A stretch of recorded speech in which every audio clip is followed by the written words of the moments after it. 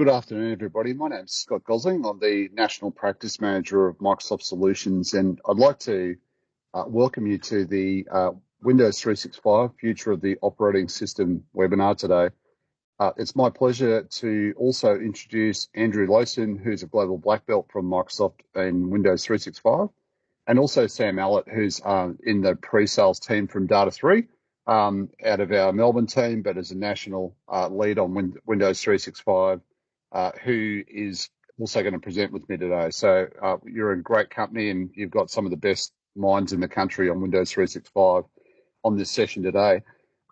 The chat will be moderated also, so if you've got any questions, please don't hesitate to put those questions in the chat, and we'll get those answers to you. And we do have some offers at the end that Andrew will cover off as well, so in terms of getting started.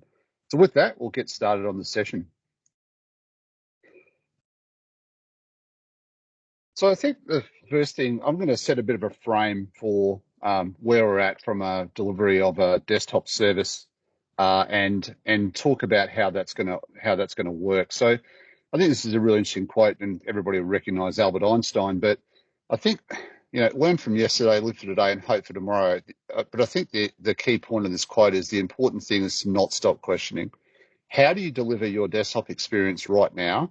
And what does that look like in the next evolution? Because we are at a crossroads right now of how we deliver our desktop service. And what we've delivered previously is not what we're going to deliver tomorrow. And with some of the changes in the market, there's acquisitions happen in the market. There's all sorts of different factors in the market right now. Now's the time to start reimagining and rethinking how you deliver that desktop experience. But I think it starts with the death of the standard operating environment. And for some people who got sick of ghosting images, they're probably saying, I'm glad you died and I don't want to see you again. But the SOE really now is transitioning to a BAU task. These devices come pre-staged. There's Intune Autopilot and other sort of solutions to rapidly provision these machines. SOE is now more a BAU task than that event that it used to be, where we had to go and touch thousands of desktops. And I think part of that drive and transformation, especially around modern management, was largely due to the pandemic. And this is the best image I could find, looking for a pandemic photo of a laptop being shipped to a house. This we've got the old Amazon box under the laptop there. But the whole experience for corporate IT departments of delivering new devices to end users, where you couldn't go to an office and image, and we had to ship these things direct to end users from factory, really drove the adoption of modern management, especially in Intune and Autopilot. And we saw a lot out with our customers. And that was great, because obviously that killed off the whole middle step of imaging that we used to do and allow us to get a lot more agile. But it also gave a much better onboarding experience to end users, where they weren't waiting weeks for these devices, and it's at the out-of-the-box experience may not have been what you wanted it to be. And I think the other big thing around changing the nature of the desktop experience to be more a sort of BAU task was the better application compatibility. From Windows 10 to Windows 11, 99.7% of applications are compatible. It's just, then that means Windows 11 specifically is just an update. It's not an upgrade. So, those steps we used to have to do, where we have to package everything and those sort of things, that they're largely gone, and you're really dealing with quite a small subset of applications. And there are some application assurance programs out of Microsoft around supporting application remediation for Windows 11 as well. So if you've got those apps that just don't seem to work, there are some programs from Microsoft to help there as well, and we can get you some more information on that. But I suppose this gets us to and pardon the pun on horizon, but this is the looking at the horizon on what is your device and Windows experience. You might be a Citrix customer, you might be on VMware, which is now most of you hopefully you would have seen over the last couple of days that VMware's EUC business has been divested and been acquired by a venture capital firm. So for those on Citrix and VMware, what is your future? You're also looking at devices. So the rise of AI. Have you considered AI processing and NPUs at the edge to actually offload processing to the endpoint? So there's a lot of factors going on around shifts in the technology landscape, the rise of these streaming desktops or, virtual desktop experience. And we've also got the confluence of AI as well and what that means to the actual device at the edge. So there's a lot of things going on. And the fact that you're on this webinar today, you're probably thinking about what that future looks like. So I suppose in summary, to end my section, SOE is more than just a local operating system. There's Windows 11 is the hero experience there, but then looking at Windows 365, something like Azure Virtual Desktop, we see a lot of clients going, do I go Fat Desktop? Do I go Windows 365? Do I go Azure Virtual Desktop? There's a lot of confusion and understanding what the differences are, and so we're going to cover that today. But then, what do you do? And it could be a factor of all three. But what we're going to do now is I'm going to throw across to Andrew, and then we're going to go Sam. And what we're going to do is unpack that and explain what some of those differences are. So I'm going to now hand across to Andrew from Microsoft, who's the Windows 365 Global Black Belt. Andrew, over to you. Thanks very much, Scott, and thanks everyone for coming today. Really excited to have the opportunity to tell our story. And the core to that story really is we see the future of Windows in the cloud and powered by the cloud. And if you sort of take an historical point of view, with Windows Server, we used Azure to take that to the cloud, and with Office 365, we took Office to the cloud. So with Windows 365, we're going to take Windows to the cloud. And really, part of that is driven by the fact that because, we have our hyperscale cloud platform, we have our co-pilots and our investments around generative AI, as well as the legacy AI, we own and build Windows, we can really offer some really unique experiences. And you're going to see that only getting faster over time as we start to really bed AI into everything we do.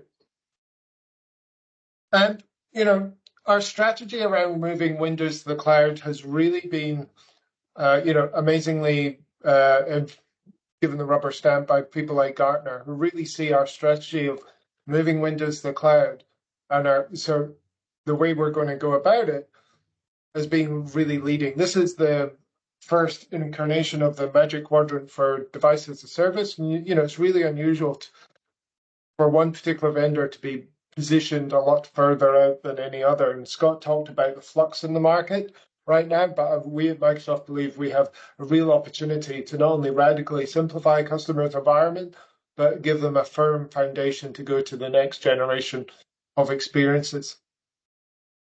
So you'll see this term coming from Microsoft very much into the future around Windows Cloud. But, what is Windows Cloud? We see Windows Cloud as a broad platform of services. So, we've had, first of all, Windows Virtual Desktop, and then renamed it Azure Virtual Desktop for a number of years. And we really see that as our Horizon 1 product, where we're really focused on Cloud VDI. And focused around sort of Cloud VDI for client, Cloud VDI for applications that require server, legacy OS, plus things like streaming. And really, it's, think of it like a toolkit. And then about 3 years ago, around 3 years ago, we introduced Windows 365. And that's really about customers that do not want to invest in VDI skills, or don't have those skills, or don't want to bring someone in to build it for them, and they want to go straight to DaaS, straight to software as a service. And you'll see over time, over the next few months, next 12 months, you'll see that Windows 365 will really become a superset of everything we do around Windows Client and AVD. So really become a choice between Windows, AVD, where you build, or Windows 365, where you buy, and where your particular skill sets are and where your particular focus and investments are. And then we have Microsoft DevBox. This is our first vertical product that's built on Windows 365 and is really focused for those high-end development teams. It was actually built a large part for Microsoft itself. And if you think of the developer scenario, I'm an ex-developer, I might have a daily drive laptop or machine that is my coding machine, my productivity machine. That's really Windows 365. Where DevBox focused is those 3 or 4 machines or servers I used to have under my desk for regression testing, for bringing down the nightly build, etc. So we see all these as highly complementary to each other, and DevBox has particular niche around high-end development teams. So if we dive a bit more into Windows 365, we're really thinking of this as a new category of PC. Don't think of this as one or the other. There's 2 ways to think of Windows 365. The first wave is really think of Windows 365 as the ability of you be able to make a generational jump from traditional legacy VDI into a SaaS service. Think of it like going from Exchange on-prem to Exchange online. So that's sort of way one think about it once. And then the second way to think about it really is around this new category called a cloud PC. So you have desktops, laptops, 2-in-1 tablets, you now have a cloud PC. And it doesn't mean just because we're introducing cloud PC that we're going to disinvest from physical devices. No, it's a new category of PC. It gives you new options, new flexibility. And our goal around the cloud PC is the fact that you do not need to know VDI or employ people that know VDI. If you can manage one of these, a physical PC, you can deploy 1,000, 10,000, 20,000 cloud PCs with no VDI skills, or you don't even need Azure, as we'll talk more about in a minute. So with Windows 365, there's really 4 key things to know. First of all, it's SaaS. The majority of the market, aligned with strategic directions of customers, really want to buy and not build things. Because building things adds complexity, it creates a drag, reduces your speed to transformation and innovation. So the ability of being able to buy is crucial for a large number of customers. Second, it's about simplified management. With Windows 365, you can not only deliver high-performant Microsoft 365 service app experiences, Windows, Office, Teams, etc., but because it just is a Windows PC and you manage it just like a Windows PC, all your legacy, all your line of business apps can come down from Intune or SCCM. And then it's about leveraging those existing PC management skills. If your team knows how to manage a PC, you can do Windows 365. I'm working with one large customer in New Zealand that currently have 17 people managing their traditional VDI platform. When they move to Windows 365, that's going to go from 17 people to one person within their end user compute team that will basically manage Windows 365. And then the fourth item, it really is the future of Windows itself. It is core and foundational to the future of what we see Windows. And the next 12 months, even though we've been talking Copilot over the last sort of year, you will see this. I really believe the next 12 months will really be the year of Windows. You'll see so much come out around things like new hybrid devices, new platforms, new offerings. This cloud PC, as we move from Horizon 1, which is focused around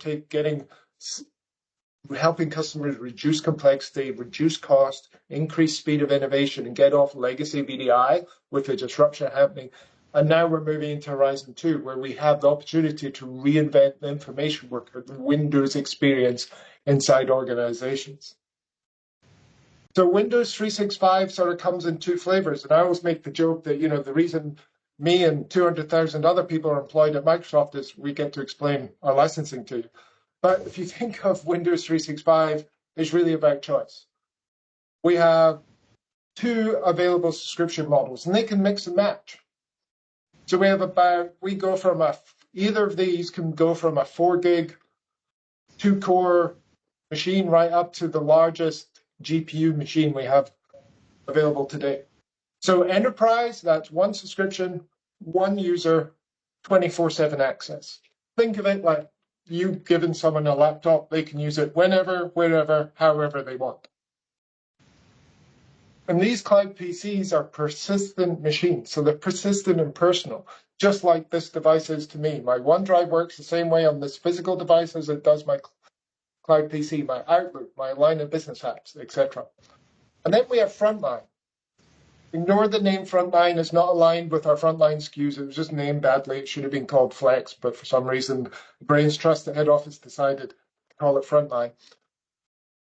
But it is still a personal, persistent cloud PC, managed exactly the same way as an enterprise machine, either from Intune or SCCM, all your packages in one place, all your policies in one place, all your settings in one place.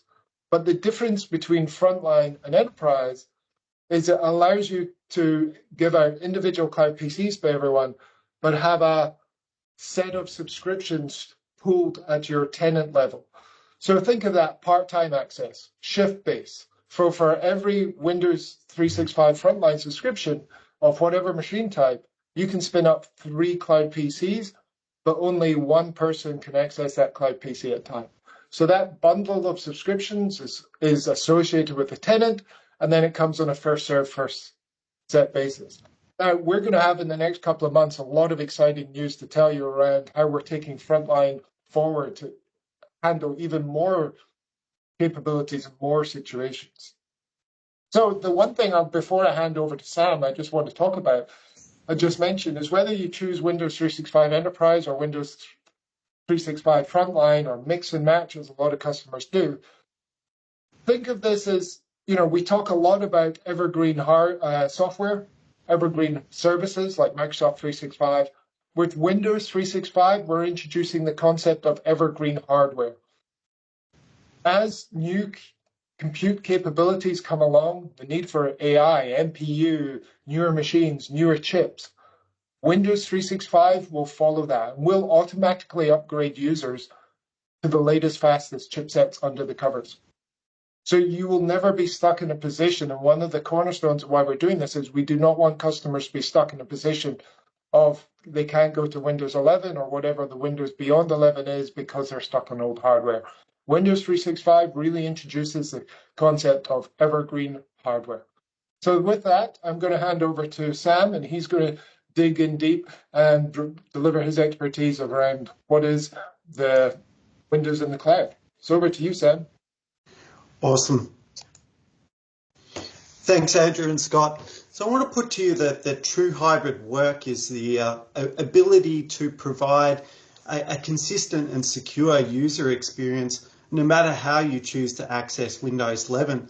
And I'm going to take you through how we can take all of the apps, packages and policies that we've built for physical desktops and apply them across virtual desktops as well to provide the same experience from any form factor using Intune as a unified management platform, be it the traditional way on a thick client laptop or desktop, or a multi-session virtual desktop using Azure Virtual Desktop connected via a thin or a remote device, or a dedicated one-to-one cloud PC that's accessible from any device from anywhere with Windows 365.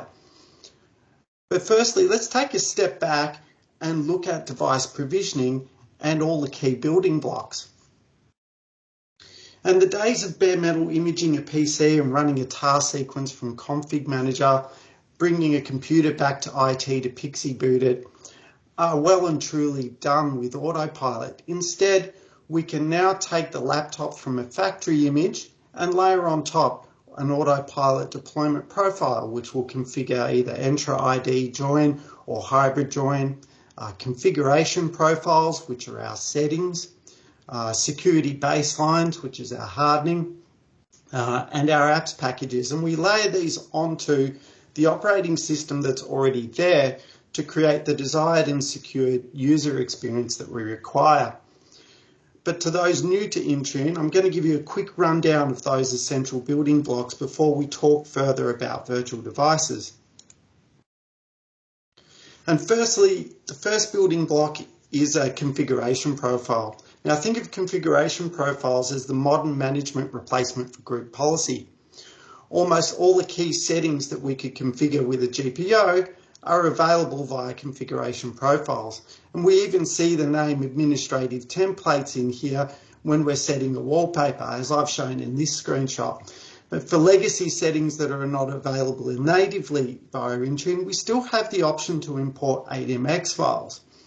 But in our experience, the best approach when modernising policies is to start from a clean sheet. There's no point drawing in settings that we may have intended for Windows 7 or Windows 10 when we're targeting this at a Windows 11 modern desktop. The next layer on top is the security baseline. And security baselines are a set of policy templates that are built on Microsoft security best practices and experience from the real world. And these templates are available in Intune for Windows 10 and 11, Edge, Defender for Endpoint, and of course, as we're talking about today, Windows 365 Cloud PCs straight out of the box. And these form a great starting point and are customizable to suit your needs. They are also helpful when we're migrating from GPOs to a modern management platform. The icing on the cake for this is Intune policies are compliance and conditional access policies, which work together to ensure that corporate data is being accessed securely. Compliance policies can check that devices are compliant to a minimum set of standards, such as minimum OS version, perhaps the status of disk encryption, have I got BitLocker turned on, Defender for Endpoint risk score perhaps.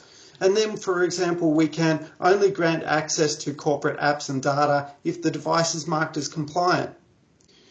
Or we can require MFA when accessing a cloud PC or a specific application. Or perhaps only grant access to M365 apps if the device is Entra hybrid joined.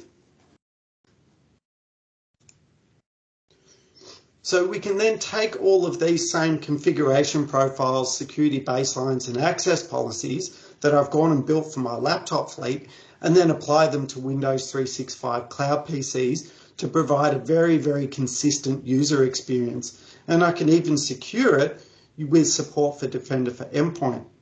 I can use Windows 365 to then deliver a Windows 10 or 11 desktop experience to literally any device or form factor, be it an iPad, a Mac, even an older Windows laptop that doesn't have support for Windows 11. And a user can reboot it, install apps, so on and so forth without affecting or changing the environment for other users. It's a true one-to-one relationship. And there's a whole swag of options for compute and storage configurations. For those wanting even more grunt, the GPU-based options are now already into public preview. And as you can see from this grab here, you can see we can get super powerful with 4, 8, 16 virtual GPU options and with all the way up to 110 gig of RAM. There's plenty of power available. Compute is assigned and managed straight from the licenses node in Azure Portal. And this allows you to see how many licenses you have available and then easily add and remove access. Once a license and a provisioning profile is assigned to a user, the Cloud PC will begin provisioning for them straight away and it's ready within minutes for them to log on to. In my experience, this can be as quick as 5 to 10 minutes. Another couple of handy features with Windows 365, let's say I'm assigning the Cloud PC to a power user or a developer. Under user settings and under devices, I can enable users to be a local admin of their own PC. Equally useful in that developer type scenario, a developer can do a bunch of testing on a new app or a feature, and if they want to reset the PC without having to ask IT to do so, I can give the developer the ability to reset and re-provision their Cloud PC for themselves from the Windows 365 app or the web portal. Once the PC is ready, there is a bunch of ways I can then access or consume the session. And the first and most basic way is via the portal, via windows365.microsoft.com. And a list of my assigned cloud PCs are shown here, and I can open the session from within a browser. For a richer experience, there is also the Windows 365 app, and you can see that links are offered via the portal for me to go and install that from. A new feature that's coming is called Windows App. It's currently in preview and it will be available from Microsoft, Apple and Google stores. And Windows App allows you from a single pane of glass view connect to any Windows 365 cloud PCs, AVD remote apps, AVD desktops, or any of dev boxes that Andrew mentioned earlier. These sessions that you see here are of course based on the Enter ID that you use to open Windows App with. Windows 365 Boot is a new feature that allows you to boot directly into your cloud PC. And this is kind of a similar experience to how a thin client would boot directly into Citrix or an RDS session. And Windows 365 Boot will first take you to the Windows 11 logon, and then after login you'll be directly connected to your Windows 365 cloud PC with no additional steps. And this is a great solution for shared devices such as frontline workers, and logging in with my Enter ID will take me straight to my personal PC in the cloud. This one's a really cool feature. It's called Windows 365 Switch, and it makes it possible for me to move between my local PC and cloud PC using the task view at the bottom in the taskbar. So imagine that I'm a staff member and I'm working from a BYO laptop.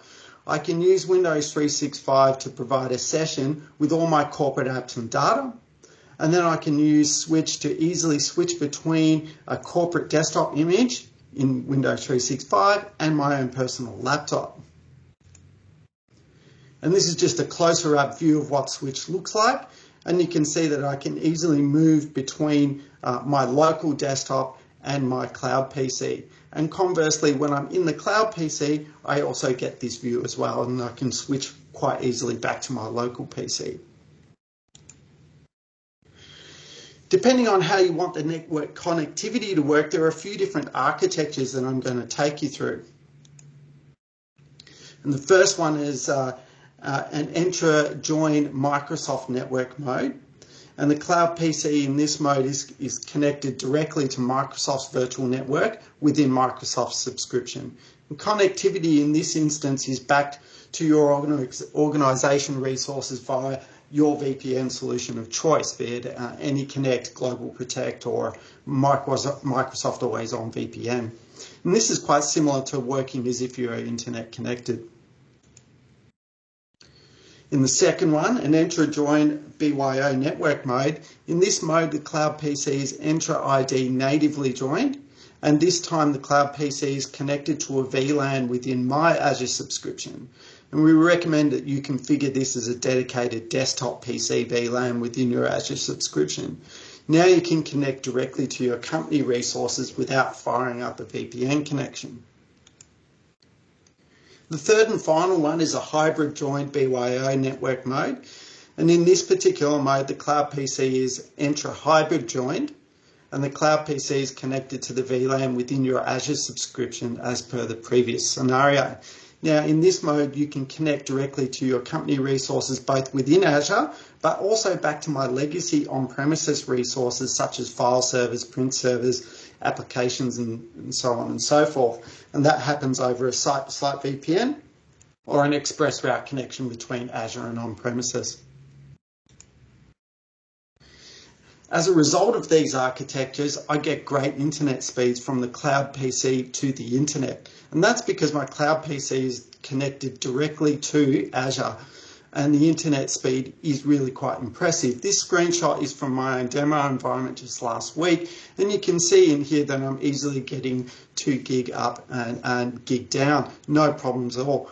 And this might be a great scenario if you're working at a remote site that had poor bandwidth, for example's sake. I can still get a decent browsing experience because the browser is actually connected to that fast internet connection in Azure. But what about bandwidth required for a good session experience? And we can see here the answer is really dependent on the graphic demand of the session. Idle through to working in Office 365 apps, for example's sake, is quite low. Web browsing and video has a higher demand for bandwidth. However, by opting for a GPU-capable host, I can then turn on H.264 ABC hardware encoding, and then we can greatly reduce that requirement for bandwidth. Let's take a quick look at some security considerations and approaches for Windows 11 security and, in turn, Windows 365 cloud PCs. The most common and recommended approach is to use the security baselines as a starting point and then tailor them to suit. However, for organisations that want to meet a very specific benchmark, such as ASD Essential 8 CIS, we recommend first scanning with a tool such as Tenable, which can then scan for Intune configurations, and then this will give you a list of remediation actions. We would then recommend building configuration profiles to remediate those specific items. This would always also give you like a before and after scan, which you could discuss with an auditor if that was a requirement. For government, especially federal, we recommend starting with ASD's Blueprint for Secure Cloud, which is largely aligned to ASD Essential 8 Level 3, and the blueprint provides very specific and detailed guidance for government and has been recently updated to include Windows 11. If I was to take the recommended approach of using a security baseline, this is how I would do it. So I would start with the Intune security baseline, which is Microsoft's best practice configuration, apply it to a pilot group and test, and then tweak that if necessary if I find, say, a line of business app stops working, or so on and so forth. I would then fill in any gaps in configuration with individual settings using Windows device configuration profiles or from the settings catalogue. And then finally, I'd fill in any legacy configuration needs, if I have them, with an administrative ADMX template setting. At the end, you can wrap that all up by ensuring that the devices and users are compliant using device compliance policies and enforce that with conditional access. So with that, I'm going to stop yabbering on for a little bit and see if we had any questions, and maybe if Scott and Andrew, you want to pop off camera here. Yeah. So I think most of the questions have actually been answered in the chat. So Anthony from Microsoft, who's been very proactive in the chat, but also I see Andrew's jumped in and answered one as well. So if there are any other questions from the attendees at for the webinar, please you can either cut. I think chat voice is off, but you can certainly still post any questions in the chat. But Andrew, I wanted to throw to you just maybe to talk about some of the offers that are available for customers to explore this a bit further as well. Yeah, thanks for that, Scott. And I think, for us, even though we've been in market around 3 years, give or take a bit, we're still early days, and we really want to make this real for customers. So we have, working with Data 3, we've got funding for, quite extensive funding actually, for pilots. We want to sort of get our customers hands-on in this. And then we also want to make it real. So we will also back up the trial pilot funding with up to 50 Windows 365 subscriptions made up of a mixture of enterprise and frontline, different machine sizes, etc. So, we really want to get you hands-on, get you experiencing it, work through Data 3 as well as directly, and, help you understand, because sometimes when you get these new capabilities, these new technologies, new services, it's hard to quantify the value and the benefits until you actually taste, feel it, etc. So that's why we're really backing this up and want to meet you where you are. And we'll invest in Data 3 to run pilots, but we'll also back it up with 50 subscriptions across different machine types, subscription types, to make it real for you. So you can take a good set of users and go from, say, on-prem, VDI, or remote users and actually make it real and run that for up to 90 days. Yeah, excellent. So if you'd like to avail yourself of that offer around the pilot, but also those trial subscriptions, please either reach out to your Data 3 account manager or just pop up in the chat and just let us know, and we can connect with you afterwards. I think Sophie from our teams has put a contact form detail in the chat there. So click through that link and just provide your details, and we can get in touch with you about those offers that Andrew just covered off. I don't see any other questions that have popped up that haven't been answered yet. So with that, I'd like to thank Andrew from Microsoft and Sam from the Data3 team for prepping that session today and covering, demystifying a bit about the differences between ABD and Windows 365. That's important, but also then deep diving into Windows 365 and talking about that sort of future of the operating system and what the next horizon looks like. I think that would also help you clarify what your choices look like. So hopefully that's given you a bit of clarity about that next horizon of what your desktop environment looks like. So with that, we'll say thank you very much for your time, and we'll end the webinar there. Thanks for your time. Bye. Thank you very much.